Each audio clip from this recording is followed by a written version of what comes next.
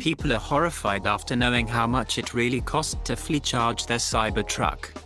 For a $100,000 truck, it takes a whopping 1 hour and 30 minutes to charge the Cybertruck, from near zero to reaching the charge limit of 296 miles. It takes 121 kilowatts of energy to reach a full charge, but just how much does that cost?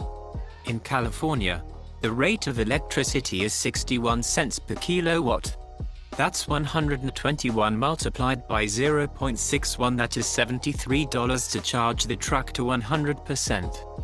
It takes $80 to fill up a GMC 1500 Sierra diesel, almost 600 miles with the full tank.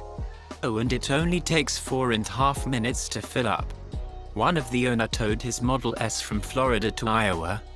He got about 150 miles to full charge. The most annoying part was he had to stop 15 times to charge the truck up and back.